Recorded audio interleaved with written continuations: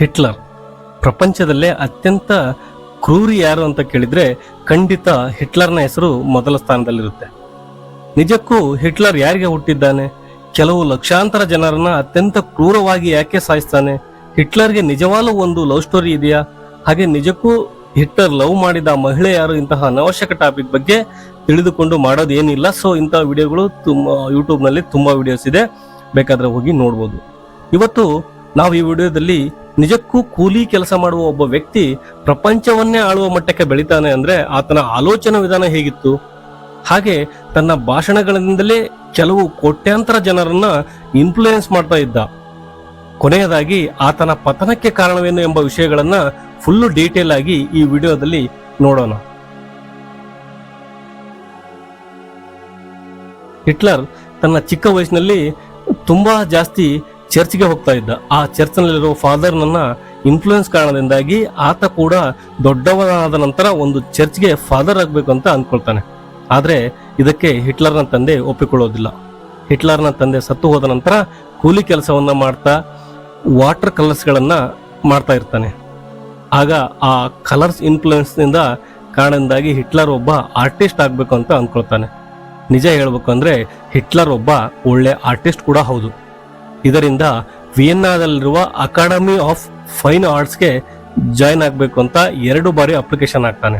ಆದ್ರೆ ಆ academy director Hitler natural painting ಗಳನ್ನ ತುಂಬಾ ಚೆನ್ನಾಗಿ ಬಿಡಿಸ್ತಾನೆ. ಆದ್ರೆ ಆತನಿಗೆ ಮನುಷ್ಯರ ಮುಖಗಳನ್ನ ಸುಂದರವಾಗಿ ಬಿಡಿಸೋಕೆ ಬರಲ್ಲ ಎಂಬ ಕಾರಣವನ್ನ ಹೇಳಿ ಆ ಅಪ್ಲಿಕೇಶನ್ ಗಳನ್ನ ರಿಜೆಕ್ಟ್ ಮಾಡ್ತಾರೆ. ಸೊ ಆ ಅಕಾಡೆಮಿಯ ಡೈರೆಕ್ಟರ್ ಒಬ್ಬ ಜ್ಯೂಸ್ ಆಗಿದ್ದರಿಂದಲೇ ಹಿಟ್ಲರ್ ಜ್ಯೂಸ್ ಮೇಲೆ ತುಂಬಾ ದ್ವೇಷವನ್ನ ಬೆಳೆಸ್ಕೊಳ್ತಾನೆ. ಇಲ್ಲಿ ಜ್ಯೂಸ್ ಅಂದ್ರೆ ಯಹೂದಿಗಳು ಅಂತ ಅರ್ಥ. ನಂತರ ಹಿಟ್ಲರ್ನ ತಾಯಿ ಬ್ರೆಸ್ಟ್ ಕ್ಯಾನ್ಸರ್ ನಿಂದ ಸತ್ತು ಹೋಗ್ತಾಳೆ. ಆಕೆಯ ಸಾವಿಗೆ ಕಾರಣ ಕೂಡ ಟ್ರೀಟ್ಮೆಂಟ್ ಮಾಡಿರುವ ಒಬ್ಬ ಯಹೂದಿ ಡಾಕ್ಟರ್ ನಿರ್ಲಕ್ಷ್ಯವೇ ಕಾರಣ ಎಂದು ಹಿಟ್ಲರ್ಗೆ ಮತ್ತಷ್ಟು ಜಾಸ್ತಿ ದ್ವೇಷವನ್ನ ಯಹೂದಿಗಳ ಮೇಲೆ ಬೆಳೆಸ್ಕೊಳ್ತಾನೆ. ನಂತರ ಹಿಟ್ಲರ್ ಸೈನಿಕನಾಗಿ ಆರ್ಮಿಯಲ್ಲಿ ಜಾಯಿನ್ ಆಗ್ತಾನೆ.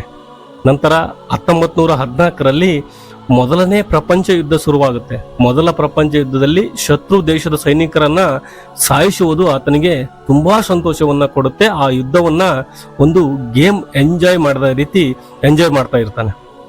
ಇನ್ನು ಪಬ್ಜಿಯಲ್ಲಿ ಬೇರೆಯವರನ್ನ ಶೂಟ್ ಮಾಡಿ ಸಾಯಿಸಿದ್ರೆ ಯಾವ ತರ ಖುಷಿ ಪಡ್ತಾರೋ ಆ ರೀತಿ. ಆದ್ರೆ ಆ ಯುದ್ಧದಲ್ಲಿ ರಿಲೀಸ್ ಆಗಿರುವ ಒಂದು ಗ್ಯಾಸ್ ಕಾರಣದಿಂದಾಗಿ ತನ್ನ ಕಣ್ಣಿಗೆ ಪೆಟ್ಟು ಬೀಳೋದ್ರಿಂದ ಹಾಸ್ಪಿಟಲ್ಗೆ ಜಾಯಿನ್ ಆಗ್ತಾನೆ.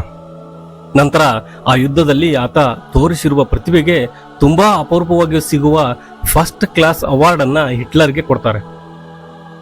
ಸೊ ಹಿಟ್ಲರ್ ಹಾಸ್ಪಿಟಲ್ ನಲ್ಲಿರುವ ಸಮಯದಲ್ಲಿ ಜರ್ಮನಿ ಗವರ್ನಮೆಂಟ್ ಆ ಯುದ್ಧವನ್ನ ನಮಗೆ ಗೆಲ್ಲೋಕಾಗಲ್ಲ ಎಂದು ತೀರ್ಮಾನಿಸಿಕೊಂಡು ಯುದ್ಧ ಬೇಡ ಒಂದು ಸೋಲನ್ನ ಅಂಗೀಕರಿಸುತ್ತೆ. ಹಿಟ್ಲರ್ ಮಾತ್ರ ಯುದ್ಧದಲ್ಲಿ ಸೋಲೋಕೆ ಸರ್ಕಾರದ ಪದವಿಗಳಲ್ಲಿರುವ ಅತಿ ಹೆಚ್ಚು ಸಂಖ್ಯೆಯಲ್ಲಿರುವ ಯಹೂದಿಗಳೇ ಕಾರಣ ಎಂದು ಭಾವಿಸ್ತಾನೆ. ಯಹೂದಿಗಳಿಂದಲೇ ಜರ್ಮನಿ ನಾಶವಾಗುತ್ತೆ. ಒಂದು ವೇಳೆ ಯಹೂದಿಗಳು ಇಲ್ಲದೇ ಇದ್ದರೆ ಜರ್ಮನಿ ಒಂದು ಶ್ರೇಷ್ಠ ದೇಶವಾಗಿ ಬದಲಾಗುತ್ತೆ ಅಂತ ಅಂದುಕೊಳ್ತಾನೆ. ಇದರಿಂದ ಯಹೂದಿಗಳನ್ನ ಹೇಗಾದ್ರೂ ಮಾಡಿ ನಾಶ ಮಾಡಬೇಕು ಅಂತ ತೀರ್ಮಾನ ಮಾಡ್ಕೊಳ್ತಾನೆ. ಅದೇ ಸಮಯದಲ್ಲಿ ಅಮೆರಿಕನ್ ಬ್ಯಾಂಕ್ಸ್ ಜರ್ಮನಿಗೆ ಕೊಟ್ಟಿರುವ ಸಾಲವನ್ನ ಹಿಂಪಡೆಯೋಕೆ ಶುರು ಮಾಡುತ್ತೆ. ಇದರಿಂದ ಜರ್ಮನಿ ದೇಶ ಆರ್ಥಿಕ ಸ್ಥಿತಿ ವ್ಯವಸ್ಥೆ ತಲೆಕೆಳಕಾಗಿ ಬಿಡುತ್ತೆ. ಆ ದೇಶದ ಪ್ರಜೆಗಳು ಅಸಹನೆಗೆ ಗುರಿ ಆಗ್ತಾರೆ. ಪ್ರಜೆಗಳು ಸರ್ಕಾರದ ವಿರುದ್ಧ ಪ್ರೊಟೆಸ್ಟ್ ಗಳನ್ನ ಮಾಡ್ತಾರೆ. ಹಾಗೆ ಕಮ್ಯುನಿಸ್ಟ್ ಪಾರ್ಟಿಗಳು ವಿರೋಧವನ್ನ ವ್ಯಕ್ತಪಡಿಸ್ತವೆ.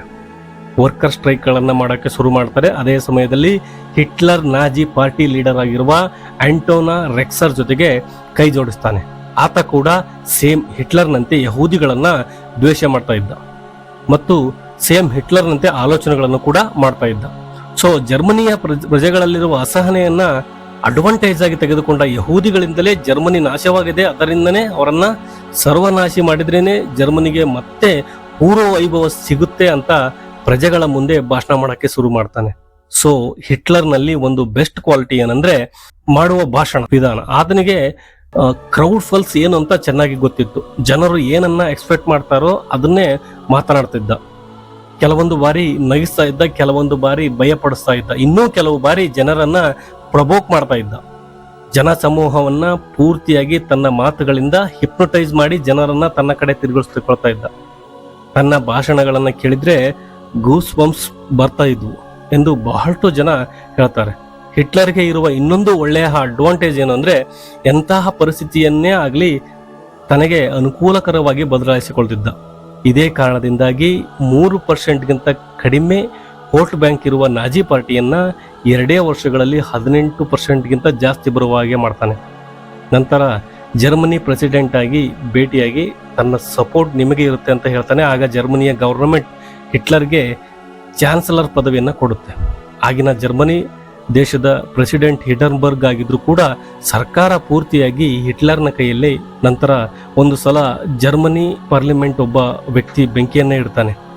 ಇದರಿಂದ ಇದು ಸಿಚುವೇಶನ್ ಅಡ್ವಾಂಟೇಜ್ ಆಗಿ ತಗೊಂಡು ನನಗೆ ಎಮರ್ಜೆನ್ಸಿ ಪವರ್ಸ್ ಗ್ರಾಂಟ್ ಮಾಡಬೇಕು ಅಂತ ಸರ್ಕಾರವನ್ನ ಪ್ರೇರೇಪಿಸ್ತಾನೆ. ಇಲ್ಲಿಂದಲೇ ಹಿಟ್ಲರ್ನ ಡಿಕ್ಟರ್ಶಿಪ್ ಪ್ರಾರಂಭವಾಗುತ್ತೆ. ಪತ್ರಿಕಾ ಸ್ವಾತಂತ್ರ್ಯವನ್ನು ನಿಲ್ಲಿಸ್ಬಿಡ್ತಾನೆ. ಯಹೂದಿಗಳಿಗೆ ವಿರುದ್ಧವಾಗಿ ಕಾನೂನುಗಳನ್ನ ತರೋದಕ್ಕೆ ಶುರು ಮಾಡ್ತಾನೆ. ತನ್ನನ್ನು ವಿರೋಧಿಸುವವರನ್ನ ಯಾವುದೇ ಒಂದು ಕೇಸ್ನಲ್ಲಿ ಜೈಲಿಗೆ ಹಾಕಿಸ್ತಾನೆ. ವಿರೋಧ ಪಕ್ಷಗಳ ಹೆಸರುಗಳು ಎಲ್ಲಿಯೂ ಕೇಳಿ ಬರದಂತೆ ಪೂರ್ತಿಯಾಗಿ ನಾಶ ಮಾಡಿಬಿಡ್ತಾನೆ. ನಂತರ ಜರ್ಮನಿಯ ಪ್ರೆಸಿಡೆಂಟ್ ಸತ್ತು ಹೋಗ್ತಾನೆ. ಆಗಿನಿಂದ ಪೂರ್ತಿ ಸೈನ್ಯ ತನ್ನ ಕಂಟ್ರೋಲ್ಗೆ ಬರುತ್ತೆ. ಯುನಾನಿಯಸ್ ಆಗಿ ಆತ ಜರ್ಮನಿಗೆ ನಾಯಕನಾಗ್ತಾನೆ. ಆಗಿನಿಂದ ಯಹೂದಿಗಳನ್ನ ಸರ್ವನಾಶ ಮಾಡೋಕೆ ಶುರು ಮಾಡ್ತಾನೆ. ಹೋಮೋಸೆಕ್ಸುವಲ್ಸ್ ಮತ್ತು ಅಂಗವಿಕಲರು ದೇಶಕ್ಕೆ ಭಾರವೇ ಹೊರತು ಅವರಿಂದ ಈ ದೇಶಕ್ಕೆ ಏನೂ ಯಾವುದೇ ರೀತಿಯ ಉಪಯೋಗ ಇಲ್ಲ ಎಂದು ಭಾವಿಸಿ ಅಂಥವ್ರನ್ನೆಲ್ಲ ಸಾಯಿಸಿ ಬಿಡ್ತಾನೆ. ಅಲ್ಲಿಯವರೆಗೆ ತಲೆ ಕೆಳಗಾಗಿರುವ ಆರ್ಥಿಕ ವ್ಯವಸ್ಥೆಯನ್ನ, ಸೈನಿಕ ವ್ಯವಸ್ಥೆಯನ್ನ ಬಹಳಷ್ಟು ಪಟ್ಟು ಜಾಸ್ತಿ ಮಾಡ್ತಾನೆ. ಇದರಿಂದ ಪ್ರಜೆಗಳಿಗೆ ಆತನ ಮೇಲೆ ನಂಬಿಕೆ ಇನ್ನೂ ಜಾಸ್ತಿ ಆಗುತ್ತೆ. ಹಿಟ್ಲರ್ ಯಾವ ರೀತಿ ಯೋಚನೆ ಮಾಡ್ತಾ ಇದ್ದ ಅಂದ್ರೆ, ಹಿಟ್ಲರ್ನ ಗುರಿ ಜರ್ಮನಿ ದೇಶವನ್ನ ಪ್ರಪಂಚದಲ್ಲೇ ಅತ್ಯಂತ ಶ್ರೇಷ್ಠ ದೇಶವನ್ನಾಗಿ ಬದಲಿಸೋದು. ಇದಕ್ಕೆ ಒಂದು ದಾರಿ ಅದೇ ಪ್ರಜೆಗಳನ್ನ ಪ್ರಭಾವಿತಗೊಳಿಸುವುದು. ಆ ರೀತಿ ಮಾಡಬೇಕು ಅಂದ್ರೆ ಮೊದಲು ಅವರಲ್ಲಿರುವ ಭಯವನ್ನ ಮತ್ತು ಕೋಪವನ್ನ ಹೆಚ್ಚಿಸಿ ತನ್ನ ಮೇಲೆ ನಂಬಿಕೆ ಬರುವ ಹಾಗೆ ಮಾಡಬೇಕು. ಸೊ ನಂಬಿಕೆ ಬರಬೇಕು ಅಂದ್ರೆ ಮೊದಲು ತನ್ನ ಕ್ಯಾರೆಕ್ಟರ್ ಸಮಾಜದಲ್ಲಿ ಕ್ಲಿಯರ್ ಆಗಿರ್ಬೇಕು ಅಂತ ಅಂದ್ಕೊಳ್ತಾನೆ. ಅದಕ್ಕಾಗಿಯೇ ಪಬ್ಲಿಕ್ ನಲ್ಲಿ ಯಾವತ್ತೂ ಕೂಡ ಅವನು ಸಿಗರೇಟ್ ಆಗಲಿ ಅಥವಾ ಮದ್ಯವನ್ನಾಗಲಿ ಕುಡಿತಾ ಇರಲಿಲ್ಲ. ಬಟ್ ಪರ್ಸನಲ್ ಲೈಫಲ್ಲಿ ಸಿಗರೇಟ್ ಮತ್ತು ಮದ್ಯವನ್ನು ಸೇವಿಸ್ತಾ ಇದ್ದ. ಇನ್ನೂ ಹೇಳ್ಬೇಕಂದ್ರೆ ಸೀಕ್ರೆಟ್ ಆಗಿ ಡ್ರಗ್ಸ್ ಕೂಡ ತೆಗೆದುಕೊಳ್ತಾ ಇದ್ದ. ನಾನ್ ವೆಜ್ ಕೂಡ ತಿಂತಾ ಇರಲಿಲ್ಲ. ಆತ ಒಬ್ಬ ಪ್ಯೂರ್ ವೆಜಿಟೇರಿಯನ್ ಆಗಿ ಅಲ್ಲ, ಸ್ಮೋಕಿಂಗ್ ಮತ್ತು ಡ್ರಿಂಕಿಂಗ್ ಅನ್ನು ಕೂಡ ವಿರೋಧಿಸ್ತಾ ಇದ್ದ. ಒಂದು ಚಳುವಳಿಯನ್ನ ಕೂಡ ನಡೆಸ್ತಾನೆ. ಯಾರು ಸಿಗರೇಟ್ ಮತ್ತು ಆಲ್ಕೋಹಾಲ್ ಅನ್ನ ಬಿಡ್ತಾರೋ ಅವರಿಗೆ ಗೋಲ್ಡ್ ವಾಚ್ ಅನ್ನ ಗಿಫ್ಟ್ ಆಗಿ ಕೊಡ್ತೀನಿ ಅಂತ ಪ್ರಕಟಿಸ್ತಾನೆ. ಸೊ ಯಾವಾಗ ಜರ್ಮನಿಗೆ ಪೂರ್ವ ವೈಭವ ಬರುತ್ತೋ ಆಗ ಆತನ ಗುರಿಯೇ ಬದಲಾಗಿ ಬಿಡುತ್ತೆ. ಅದೇ ಪ್ರಪಂಚವನ್ನ ಆಳೋದು. ಆ ಒಂದೇ ಒಂದು ಆಲೋಚನೆ 2ನೇ ವಿಶ್ವಯುದ್ಧಕ್ಕೆ ದಾರಿ ಮಾಡಿಕೊಡುತ್ತೆ. ಸರಿಸುಮಾರು 6 ಕೋಟಿ ಜನರಿಗೆ ಸಮಾಧಿಯನ್ನ ಕಟ್ಟುತ್ತೆ. ಹಿಟ್ಲರ್ ಯಾವಾಗಲೂ ಒಂದು ದೇಶಕ್ಕೆ ಗೊತ್ತಿರದ ಹಾಗೆ ಇನ್ನೊಂದು ದೇಶದ ಜೊತೆ ರಹಸ್ಯ ಆಗಿ ಒಪ್ಪಂದಗಳನ್ನು ಮಾಡ್ಕೊಳ್ತಾನೆ. ಅದರ ಭಾಗವಾಗಿಯೇ ಬ್ರಿಟನ್ ಮತ್ತು ಫ್ರಾನ್ಸ್ ದೇಶಗಳನ್ನ ಮೋಸ ಮಾಡಿ ಬ್ರಿಟನ್ ದೇಶಕ್ಕೆ ಅತಿ ದೊಡ್ಡ ಶತ್ರುವಾಗಿರುವ ರಷ್ಯಾ ಜೊತೆಗೆ ಕೈ ಜೋಡಿಸಿ ಪೋಲೆಂಡ್ ದೇಶವನ್ನ ಆಕ್ರಮಿಸಿ ಆ ದೇಶವನ್ನ ಇಬ್ಬರು ಕೂಡ ಸಮಾನವಾಗಿ ಹಂಚಿಕೊಳ್ಳೋಣ ಎಂದು ರಷ್ಯಾ ಜೊತೆಗೆ ಒಪ್ಪಂದವನ್ನು ಕೂಡ ಮಾಡ್ಕೊಳ್ತಾನೆ. ಇದಾದ ನಂತರ ಆ ಮೋಸವನ್ನ ಸಹಿಸಿಕೊಳ್ಳಲಾಗದೆ ಬ್ರಿಟನ್ ಜರ್ಮನಿ ದೇಶದ ಮೇಲೆ ಯುದ್ಧವನ್ನ ಕೂಡ ಸಾರುತ್ತೆ. ಆಗಲೇ ಆ 2ನೇ ವಿಶ್ವಯುದ್ಧ ಶುರುವಾಗುತ್ತೆ. ನಿಜ ಹೇಳ್ಬೇಕು ಅಂದ್ರೆ ಹಿಟ್ಲರ್ 2ನೇ ವಿಶ್ವಯುದ್ಧವನ್ನ ಕೂಡ ಗೆದ್ದು ಪ್ರಪಂಚವನ್ನೇ ಆಳ್ತಾ ಇದ್ದ. ಆದ್ರೆ ಆತ ಮಾಡಿರುವ ಕೆಲವು ಚಿಕ್ಕ ಚಿಕ್ಕ ತಪ್ಪುಗಳ ಕಾರಣದಿಂದಾಗಿ ಎಲ್ಲವನ್ನೂ ಕೂಡ ಕಳೆದುಕೊಳ್ತಾನೆ. 2ನೇ ಪ್ರಪಂಚ ಯುದ್ಧದಲ್ಲಿ ಸಮಯದಲ್ಲಿ ಹಿಟ್ಲರ್ಗೆ ಪಾರ್ಕಿನ್ಸನ್ ಡಿಸೀಸ್ ಎಂಬ ರೋಗ ಬರುತ್ತೆ. ಆ ರೋಗ ಆತನನ್ನು ಶಾರೀರಿಕವಾಗಿ ಮತ್ತು ಮಾನಸಿಕವಾಗಿ ಕುಗ್ಗಿಸಿಬಿಡುತ್ತೆ. ಹಿಟ್ಲರ್ನ ಪತನಕ್ಕೆ ಕಾರಣ ಏನು ಅಂದ್ರೆ, ಹಿಟ್ಲರ್ ತನ್ನ ಅಹಂಕಾರದಿಂದ ಆರ್ಮಿ ಜನರಲ್ ಹೇಳುವ ಯಾವುದೇ ರೀತಿಯ ಸಲಹೆಯನ್ನು ಕೂಡ ತೆಗೆದುಕೊಳ್ತಾ ಇರಲಿಲ್ಲ. ರಿಯಾಲಿಟಿಯನ್ನ ಅಕ್ಸೆಪ್ಟ್ ಮಾಡ್ತಾ ಇರಲಿಲ್ಲ. Latest and advance technology like gun machines, fighter ಜೆಟ್ಗಳನ್ನು ಕೂಡ ಯುದ್ಧದಲ್ಲಿ ಉಪಯೋಗಿಸೋಕೆ ಒಪ್ಕೊಳ್ಳೋದಿಲ್ಲ. ಯಾವುದಾದ್ರೂ ಬಾರ್ಡರ್ಗಳಲ್ಲಿ ಶತ್ರು ದೇಶ ಖಂಡಿತ ಗೆಲ್ಲುತ್ತೆ ಅಂತ ಗೊತ್ತಿದ್ರೂ ಕೂಡ ತನ್ನ ದೇಶವನ್ನು ವಾಪಸ್ ಬನ್ನಿ ಅಂತ ಹೇಳ್ತಾ ಇರಲಿಲ್ಲ. ಎಲ್ಲರೂ ಕೂಡ ಸತ್ತು ಹೋಗುವವರೆಗೂ ಹೋರಾಡಬೇಕು ಅಂತ ಹೇಳ್ತಾ ಇದ್ದ. ಚಳಿಗಾಲದ ಸಮಯದಲ್ಲಿ ಯುದ್ಧ ಮಾಡೋಕೆ ಸರಿಯಾಗಿ ತಯಾರಾಗದ ತನ್ನ ಸೈನಿಕರಿಗೆ ಸಮ್ಮನ್ ಯೂನಿಫಾರ್ಮ್ ಹಾಕಿಸಿ ಯುದ್ಧಕ್ಕೆ ಕಳಿಸ್ತಾ ಇದ್ದ. ಸೊ ಇಂತಹ ಚಿಕ್ಕ ಚಿಕ್ಕ ತಪ್ಪುಗಳ ಕಾರಣದಿಂದಲೇ ಹಿಟ್ಲರ್ ಯುದ್ಧವನ್ನ ಗೆಲ್ಲೋಕಾಗದ ಸ್ಥಿತಿಗೆ ಬರ್ತಾನೆ. ಸೊ ಅಷ್ಟೊತ್ತಿಗೆ ಹಿಟ್ಲರ್ನ ವಯಸ್ಸು 56 ವರ್ಷಗಳು.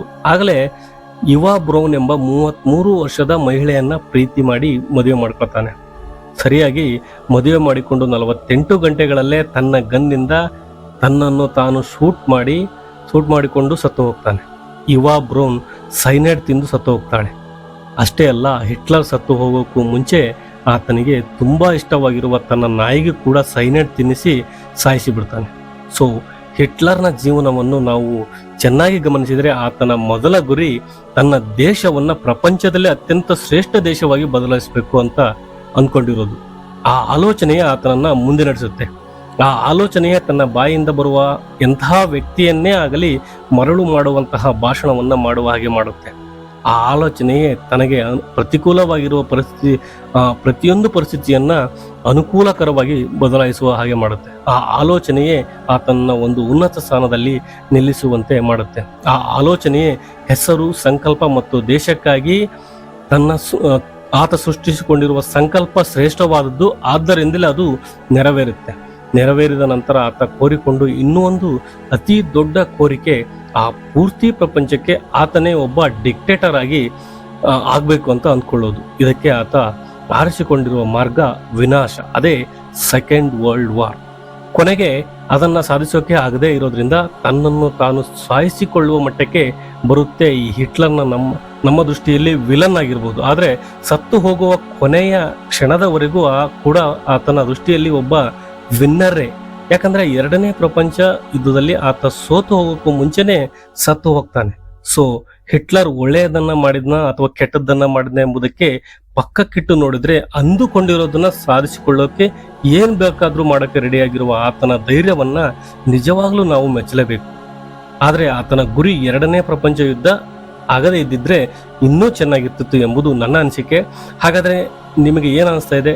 ತಪ್ಪದೆ ನಿಮ್ಮ ಅನಿಸಿಕೆಗಳನ್ನ ಕೆಳಗಡೆ ಕಮೆಂಟ್ ಮಾಡಿ ತಿಳಿಸಿ. ಹಾಗೆ ಈ ವಿಡಿಯೋ ಇಷ್ಟ ಆದರೆ ತಪ್ಪದೆ ವಿಡಿಯೋಗೆ ಒಂದು ಲೈಕ್ ಕೊಟ್ಟು ನಿಮ್ಮ ಫ್ಯಾಮಿಲಿ ಫ್ರೆಂಡ್ಸ್ ಶೇರ್ ಮಾಡಿ. ಆ್ಯಂಡ್ ಫಸ್ಟ್ ಟೈಮ್ ಯಾರಾದರೂ ನಮ್ಮ ಚಾನಲ್ನ ನೋಡ್ತಾ ಇದ್ರೆ ದಯವಿಟ್ಟು ಸಬ್ಸ್ಕ್ರೈಬ್ ಮಾಡಿ, ಪಕ್ಕದಲ್ಲಿರುವ ಬೆಲ್ ಐಕಾನ್ ಅನ್ನು ಒತ್ತಿ. ಇನ್ನೊಂದು ಇಂಟ್ರೆಸ್ಟಿಂಗ್ ವಿಡಿಯೋ ಜೊತೆ ಮತ್ತೆ ಭೇಟಿಯಾಗೋಣ. ಜೈ ಹಿಂದ್, ವಂದೇ ಮಾತರಂ.